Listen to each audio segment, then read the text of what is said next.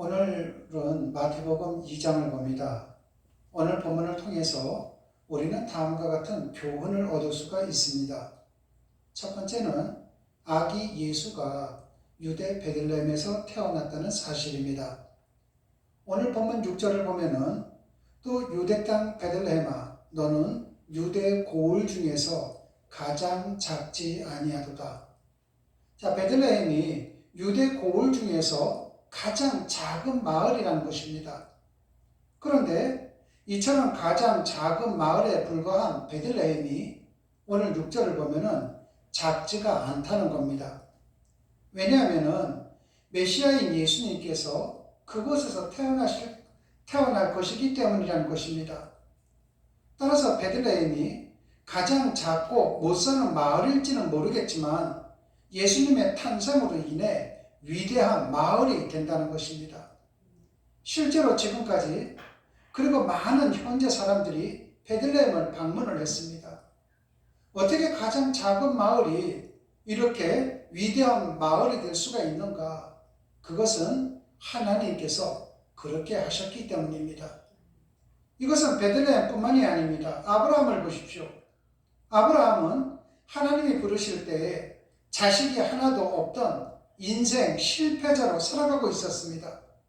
그때에는 이스라엘이라는 나라가 없었습니다. 그러나 시족 국가에 불과했던 것을 하나님께서 세워 주셨던 것입니다. 아브라함뿐만이 아닙니다. 시골 촌부의 막내 아들인 다윗이, 양치기 다윗이 어떻게 한 나라의 왕이 될 수 있었습니까? 그것은 다윗이 노력을 했기 때문이 아니라 하나님께서 기름을 부어 주셨기 때문입니다. 이처럼 땅이든 사람이든 아무리 작고 보잘것 없을지라도 하나님의 생명을 간직하고 있는 한 그곳은 가장 위대한 곳으로 변모합니다. 그 사람은 가장 위대한 사람으로 변모됩니다. 그렇다면 우리는 어떻습니까? 죄악의 구렁텅이 속에서 허우적거리며 인생을 탕진하고 허무하게 죽어져 갈 우리를 하나님께서 우리를 건져 올려주셔서 생명을 주셨기 때문에 지금의 우리가 있는 것 아니겠습니까? 따라서 우리는 하나님 앞에서 늘 겸손해야 하며 하나님의 생명을 품고 살아가야만 하는 것입니다. 두 번째로는 동방으로부터 박사들은 별을 따라서 아기 예수가 있는 곳까지 찾아왔다는 것입니다. 동방이라면 어디입니까?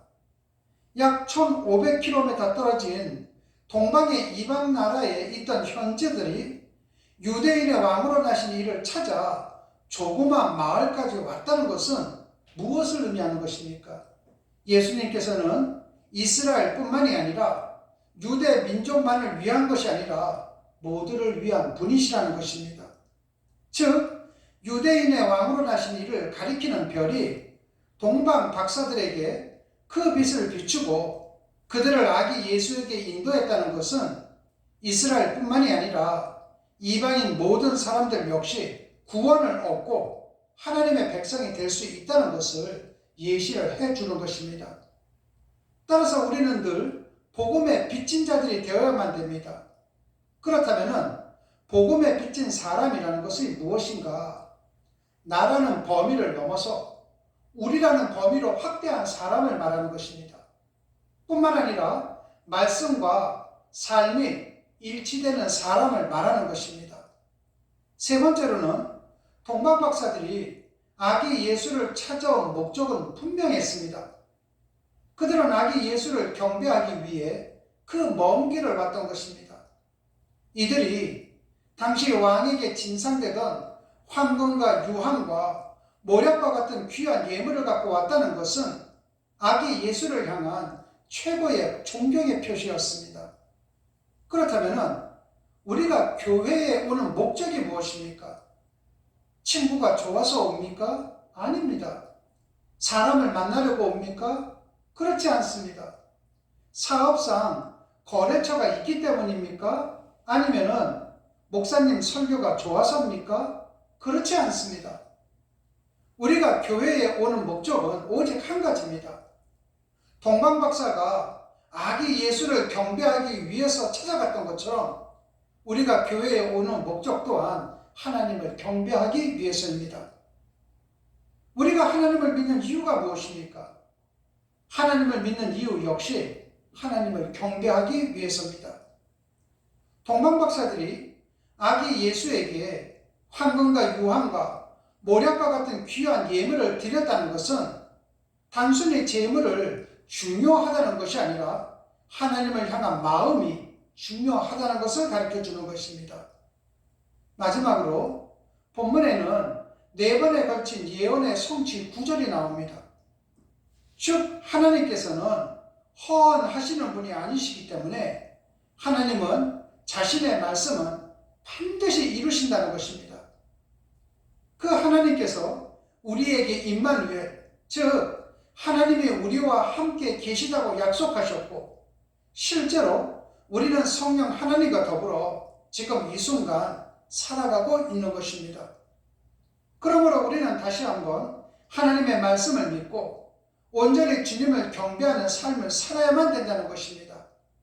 하나님께서는 우리의 이러한 모습을 분명히 기뻐하실 것입니다. 여러분 모두 다가 하나님과 동행하는, 하나님께서 기뻐하시는 그러한 삶을 살아가시기를 주님의 이름으로 축원합니다. 기도하시겠습니다. 하나님 아버지, 참으로 고맙고 감사합니다. 하나님께서 주신 그 생명의 말씀을 늘 가슴에 간직하고 말씀대로 살아가는 주님의 자녀로 살아갈 수 있도록 우리의 삶을 인도하여 주시옵소서. 동방박사들이 고국을 떠나 베들레헴을 찾아온 것은 아기 예수를 경배하기 위함이었듯이 우리의 삶의 궁극적인 목적이 바로 하나님만을 경배하며 살아갈 수 있도록 성령님께서 도와주시옵소서. 하나님의 말씀은 반드시 이루어짐을 믿습니다.